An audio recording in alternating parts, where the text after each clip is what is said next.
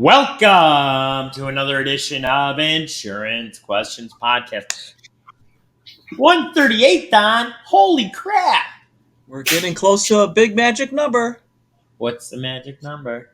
Well, I thought 3 was the magic number. The 3 of us. 3 magic number. 1 is the loneliness number. 1 is the loneliest number that Donnie is. Do you know that song, Sarah? Yes, I do know that song. Do you know who sang the song? Nope. I wouldn't even know that. Righteous Brothers? Are you serious? I really don't. And yet you stumped me on something, Don. You never stump me. Oh my goodness. Well, a lot of times when we bring something up, the references to Buffalo. Why don't we do our disclaimers first and all that, and then I'll. All the comments and statements by Eddie Buffalo, Sassy Sarah, and Donnie Lowe are purely for entertainment purposes. Like, share, subscribe, follow, do all the things on all the socials, and bug Eddie because he loves it. And hit that fan mail button so that those emails go right to Eddie. TikTokers, Ed really loves the engagement that you have with him on that. So You guys always say that. Oh my gosh. well, because you do. I don't know about that. And know that we appreciate you and we appreciate your time to listen or to watch us. So thank you very much. So 1 is the loneliest number that I ever had. when I tell you, you're going to say, Thanks, "Oh, Don. I Thanks, know Don. this. I know Spyro this." Gyra. 3 Dog Night. Clint Holmes. 3 Dog Night. I told you we can't talk about dogs. And you're doing it anyway. I know. So Corey Wells was one of the members of 3 Dog Night who was from the Buffalo, New York area, and sadly passed away several years ago. You didn't know that? Oh, wow. No. Mm-mm. You're a couple days older than me, Don. Honest. That's true. You really Just a are, couple. you know. So, but and you had like a Kevin Adams sighting this morning. You were saying, right? You heard somebody talking about it. Yes. He was Who's Kevin jogging Adams? on the bike path.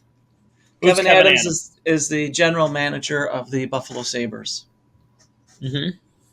He's a nice guy. I've met him once. And I shared a little bit of information with you that not many people know. Alexander McGillney was a player from Russia when I was younger, Sarah, and he had an aversion to flying. Mm-hmm. And when they drafted him and brought him in, did he defect or did they draft him? No, he defected, and that was the big thing. I was one of the first people in Buffalo knew where he was because they stashed him at the Hyatt Regency downtown. Yeah. But I seen him get out of the cab. I'm like, oh my God, look at this guy I just saw on the news this morning. Most wanted by the Russian authorities. Pretty much, yeah. I mean, that's pretty much what he had to do. So, God, how things have changed. My gosh. Yes, I know. It's crazy. Here's a real quick McGillney story if you want to hear it. Sure, I'd love to. Yeah, love stories. So, do you even like hockey, Sarah? I love stories. Oh, okay. Stories. So what you're saying is like y'all like to hear some stories, some long yarns from Donnie Lowe.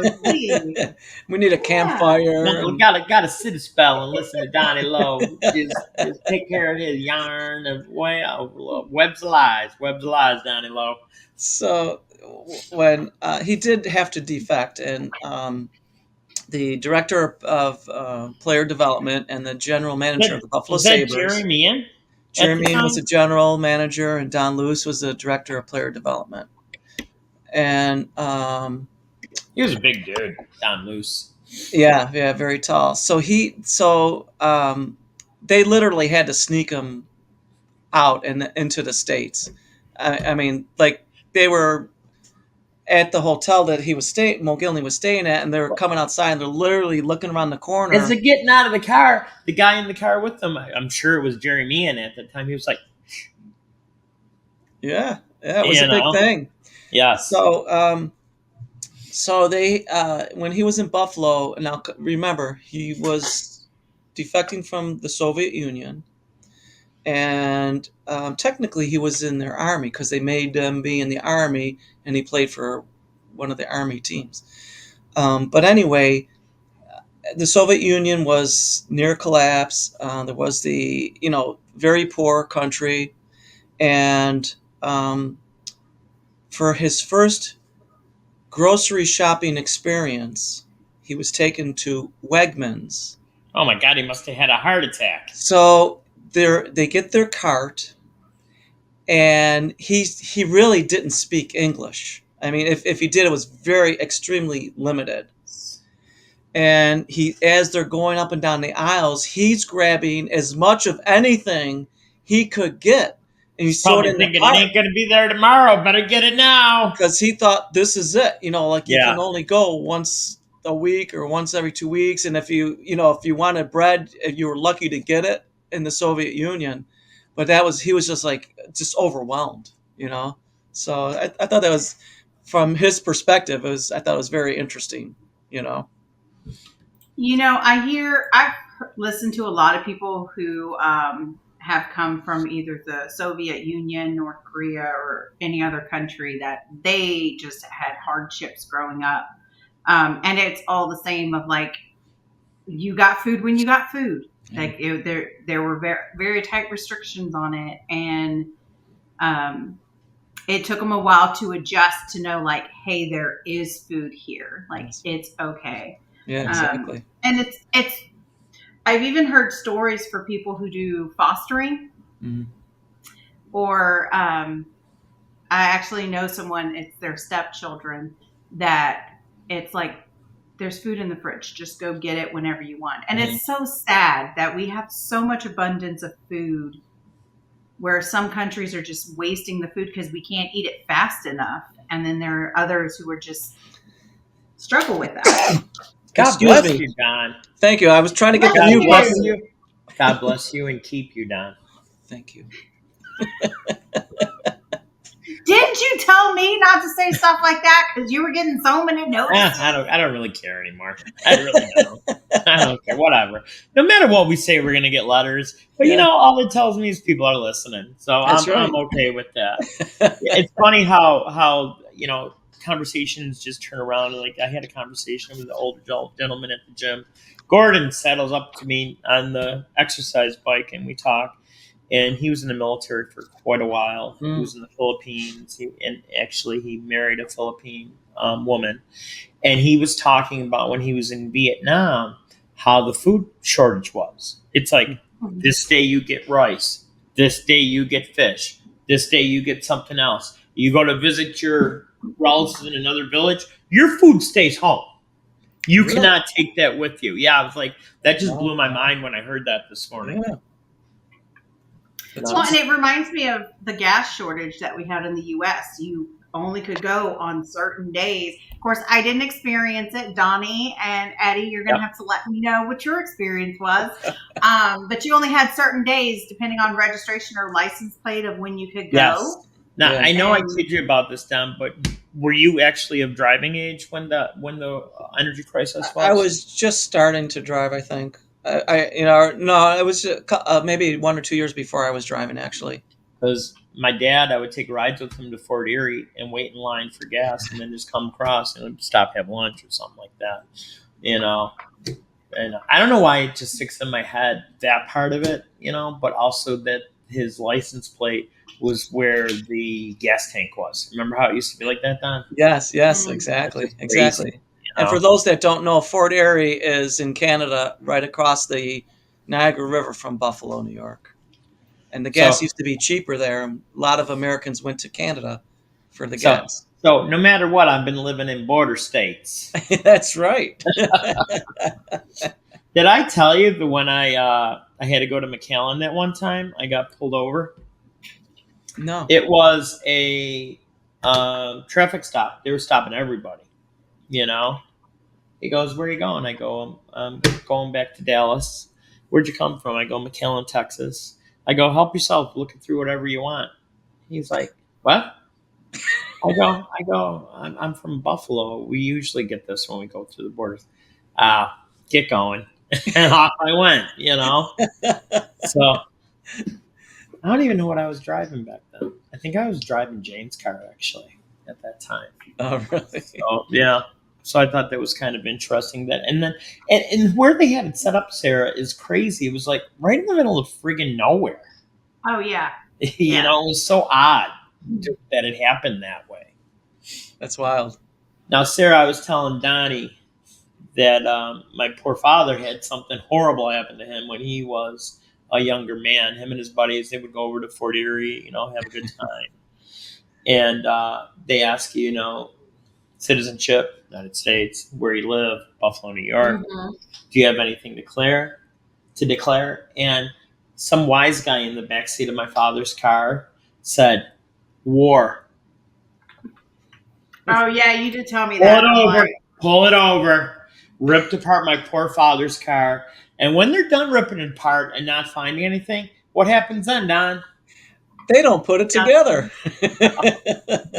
You have to put it together, and then you also have to file a claim, and hopefully you get paid back. That's Like, crazy, though, isn't it? it's Probably back insanity. then they didn't file claims. You were just lucky to get going. Lucky you can get your butt whooped, too. That's right. Yeah, I went to McAllen, Texas. A friend of mine in high school, she had family down there, and the goal was to go to Mexico. Like we were just going to go visit. It's go right hang out there. for the day. It's right there. Yeah. And I grew up with like a sarcastic family. That's just how I am. And I made that joke, and they're like, "No, don't. They will pull us over." And yeah. It was. Well, I was like, okay, we'll not do that. Well, I remember when my girls were younger and we would go over to Canada all the time. We used to always go to those water parks that were like connected to hotels. I forget the name of them, but Americana or something like that.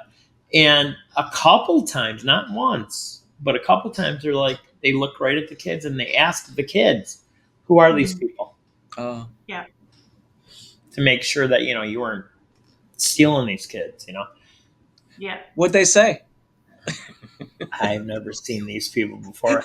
Both of my daughters look like me. All right. So the poor things, they're already carrying that burden. And Katie acts like me. So she's double burdened. There's not enough room in the world for two of you. No, because Allie Buffalo, she's starting to be a regular on this thing. She was busy this weekend That's working. true. Yeah. That's true. Yeah. She was doing a lot. She said it was crazy hot this weekend back home, huh, Don? Yeah, it's been in the mid 80s, Mhm. low to mid 80s. It's been beautiful. The flower shop that she worked at, she had to go and help them set up a big wedding. Oh, really? I almost fell out of my chair when I found out what these people spent on flowers, and we're just going to leave it at that. Oh, Yeah, that does not surprise me. Insane. Yeah. Insane. it is. $100? Are you serious? What? They spent $100? $100? $100. What's that to buy a stem? I know. That's about it. So, Don, when we get married, we're going to elope. Now, Sarah, can you be the best man and bridesmaid for both of us? Sure, why not? So you can be the Very- bridesmaid for me because I'm the girl, and not the chick, the girl. Be And careful. you can be the best man for Donnie because he's my dude. He's my guy. Sure. Goodness. Sure. So it's funny. So when I got married, we had an Irish thing. Like we had bagpipes, everybody, the male party, Boiled potatoes, 6 packs of beer, an Irish wedding. whatever.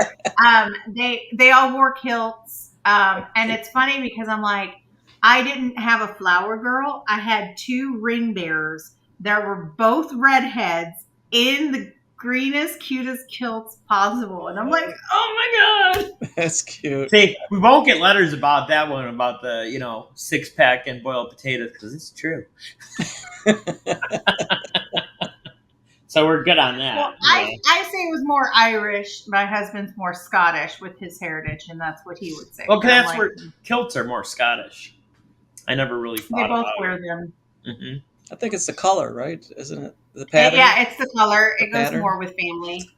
So you got a good tailor I could go to, Sarah. I'm being serious. I've lost Yeah, I so know much. one. I've lost so much weight since living in Texas that I was so sad when I tried to put on my kilt in for St. Patrick's Day this year, and it was so big I couldn't even hold that up. I'd be flashing everybody because there's a difference between a kilt and a skirt. Don, do you know what that is? I know the guys wear kilts. I don't know what the actual difference Well, it's only a kilt if you don't have gotchis on. Don. is. If you have gotchis on, it's a skirt. Oh my goodness. So, Too and much yes, information. Eddie, the guy that we rented the kilt from for the people who usually don't You wear rent them, kilts? you can That's rent crazy. kilts. But he also did tailoring and other things. Like we could have bought a lot of the stuff. I did for my son, but it was more of my uncle, my brother. They're never going to wear kilts. Like they just did it for Yeah. me. That's cool. That's cool. They're expensive too. Mine had to be at least, If they're built right, they last. Like those are and they're thick. heavy as hell. You know, If they're built right, it sounds like a car or something, a truck. I'll never forget. I mean, you could get something flimsy that because it's so heavy that way when the wind blows, it just doesn't flash everybody. It's funny, So yes, Sarah. it has to be made to a very specific. And then there's a waist thing that they carry in front to put like their ID, other things, and then if the wind comes up, it helps hold it down. Like there are some things to kilts that most people don't know about. So I'll never forget. We went out for St. Patrick's Day. We went, we're going to the Ward Parade, Don, and we went to our buddy of mine, Jerry Marinero's down in Larkinville, and it was colder than you know what. Yeah, And usually I had it my is. kilt on, and I went outside, and the wind got me, and the two guys standing behind were like, "Oh, buddy," I got like, "Oops, sorry, sorry about that." Oh my goodness. Too much. Okay. Do I'm you know so what glad this September is is? What is I'm so- September? Not these stories. We're No, 17 those are in, March and we stories. haven't even talked about Insurance Month, Don. What is No. September? Liam. What? Liam. Liam. Who's Liam? Life Insurance Awareness Month. That's what it Liam. is. Whoever called it that? I've never heard it called Liam. Are you making up this stuff, Don? No. Look at all the. Did I have a materials. stroke? I'm Look at all the smelling, I'm materials. smelling. I'm All smelling I Applejack, am. All I Applejack am. Pop-Tarts. Hey, Don, I had a stroke. I'm smelling paint. Or is it a brush stroke? Oh, Look at Sarah making faces. I know. She muted herself. Sarah, WTF? Why the face? Because I have an expressive face. It's something I passed on to my children. And it's really awesome that when people are telling a story, I make a face and they're like, I already know what you're thinking. Don't even say it. It helps the conversation along. It's amazing. So people are really missing out if they're not watching the video and they're just listening to us trying to go to sleep at night. You're missing out, folks. Yes. Tell you right Well, now. and what's great is it's a little frustrating, but we're still trying to get the thing with Roku going so that you can watch us on Roku. Yes, it'd be so much if you don't easier. want to watch us on YouTube. So yeah, then you get to see my face, how expressive it is, and then you get to see Eddie and his big personality in person, Donnie Lowe and his gold bars. Like, yeah. Sarah, I am super shy. I don't know why you talk like that. I'm super shy guy. Shy guy Eddie, that's who I am. Shy guy Eddie. So- Eddie. Okay, so I told you, I looked up stuff. Okay. She must knew what we were talking about. Hang on. Good afternoon. This is Eddie Buffalo on Insurance Questions Podcast. Would you like to be on the show, caller? Sure. And is this Allie Buffalo by any chance? It is. So all the comments and statements by Allie Buffalo are only for entertainment purposes. You heading to school or what are you doing, Al? In the school. Al, do you know what this month is? No. Don, tell her what month it is. It's Liam's month. It's Liam, a guy from South Buffalo. It's his month. All of them. No, tell her what that means, Don. Come on now. Life Insurance Awareness Month. Life Insurance Awareness Month. Al, did you know that? I did not know that. Now she And does. Tell us what's so great about this month, Don? We were going over a couple things before we went on the show. Yeah. And what did we come up with? Well, so it's basically there's an organization called Life Happens, and you can go to lifehappens.org, org, and it talks about the importance of having life insurance to protect you, your family, your legacy, and it's just there's a lot of great educational pieces there. There are life insurance calculators there for you if you wanted to play around with that.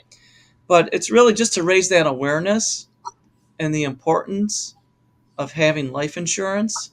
And it's really the benefits of living, the living benefits of insurance. Now, we Googled it, and we also used Gemini. I'm going to say what Google said. Yep. Each year, September is dedicated to helping people understand the importance of life insurance. It serves as a reminder to think about your needs and reevaluate your existing coverage. If you're thinking about getting life insurance, your instincts are correct. Life insurance is the foundation of financial planning. Woo! That's Did right. you know that, Al? Did you know all that stuff? I think someone just told them. Oh, some guy. Probably some guy. Yeah. Probably. So, how was work today, Al? It was fine. And what time's your class? 3? Yeah. All right. Well, listen, I want you to be careful driving. Text me when you get there and say hi to Kate for me, okay? Alrighty, sounds good. All right, honey. There goes Allie Buffalo, everybody. Love ya. Bye, Allie. Talk to you later. Me too. All right, Bye. I still say it. She's crazy when she drives to places, yelling at people in the car. That's like such a wasted opportunity for a great podcast. Yeah, you're right. But it could Driving be dangerous. at an alley. Could be dangerous. Okay, go ahead, Don. I won't interrupt you anymore. All right, so this Life Happens. They do a lot of research into that life insurance and that, and it's estimated that about 40% of American families do not have any type of life insurance. I'm surprised it's not higher. Yeah, well, they've been really putting out a lot of great things to get that level of awareness up. In the past, like a few years ago, they'll try to have a celebrity spokesperson, just talking about it to raise the awareness. I'm not sure who it is. I was looking for it and I couldn't find, but I know that Danica Who is Patrick. the celebrity sponsor for Life Insurance Awareness Month 2024? Danica Patrick, the famous Brooke Shields. And Brooke Shields was one. Yes, I was going to mention her. No, that was 2020. Yes, it was a few years ago. Who is the current one? It's not saying, Don.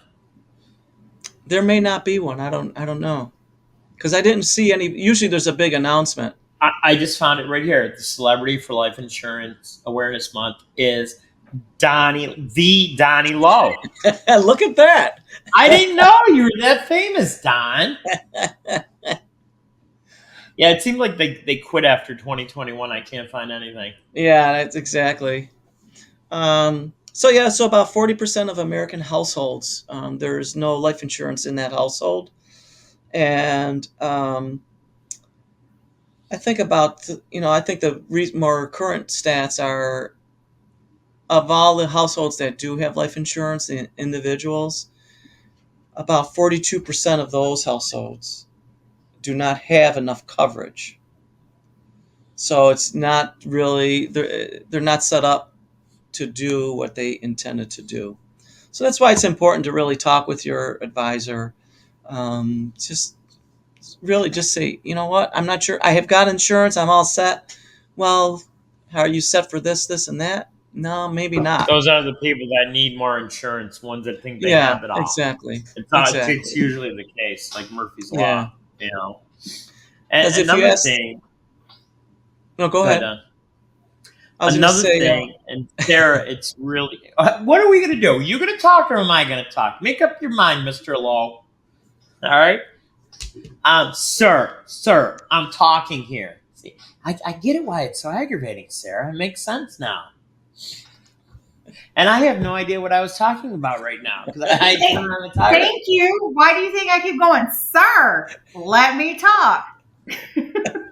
So it seems like I brought up Murphy's Law because Sarah, it seemed like anytime somebody's like, oh, you know what? I should get some life insurance. I should really do that.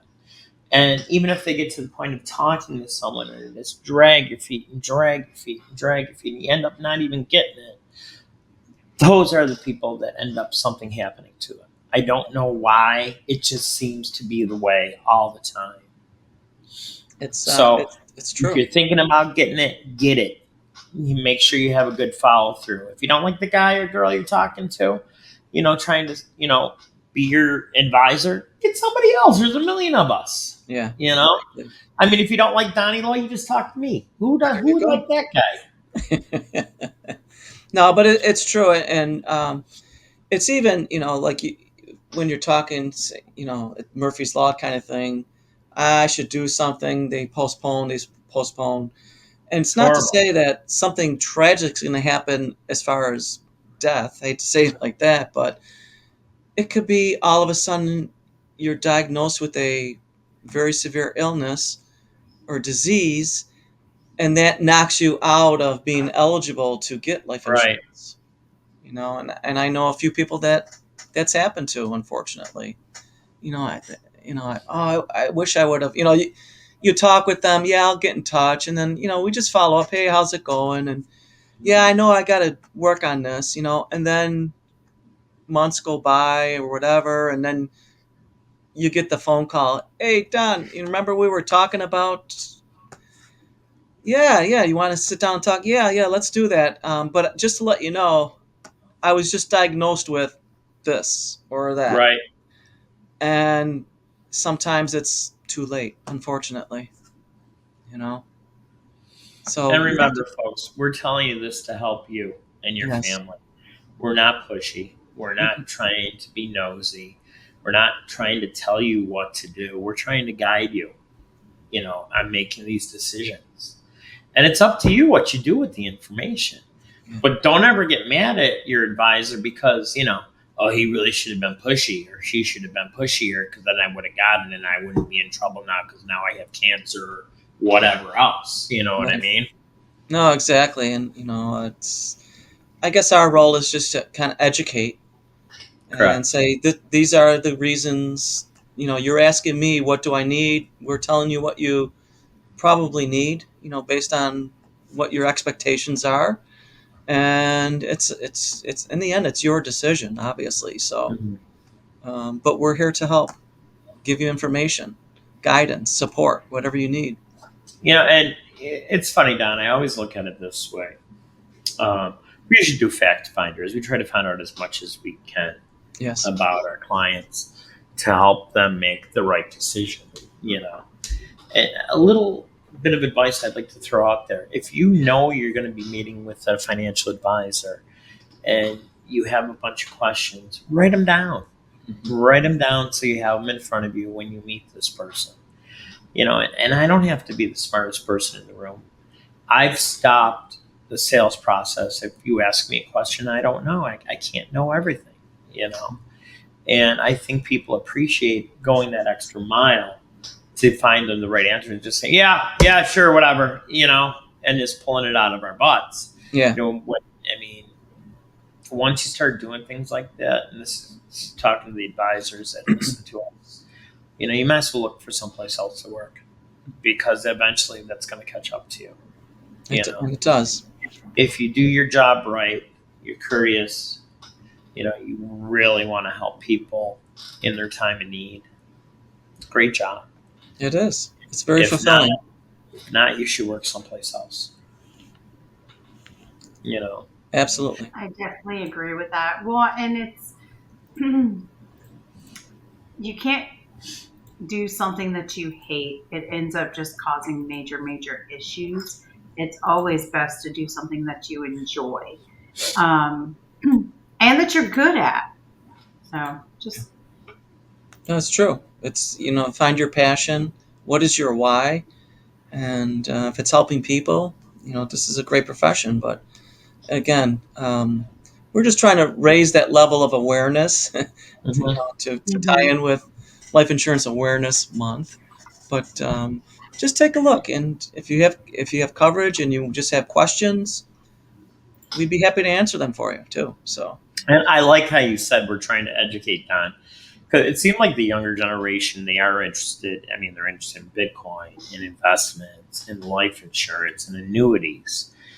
And I don't feel like your parents weren't smart enough to do it, and you didn't learn that. A lot of times they were afraid to ask those questions. that's Mhm. true. Very You true. know, it's not being smart, not being dumb.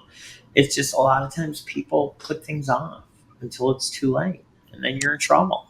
That's true. You know, I hate to say it, but whenever you see somebody raising a poop load of money for a family on GoFundMe or one of the other sites, that means that person didn't have life insurance. Yeah. You don't want to leave your loved ones worse off than when you were together. You know, if you, Right. and it's something you really, really, truly need to start thinking about, folks. It's not if you're going to die, it's when. I mean, none of us get out alive. If you know a way of doing that, let us know, because I'd love to just be around and be a burden to my kids as long as possible. Well Aggravate the crap stated. out of Sassy Sarah. Yeah. You can visit me in the old folks' home, Sarah. You'll still be younger than me, a lot younger.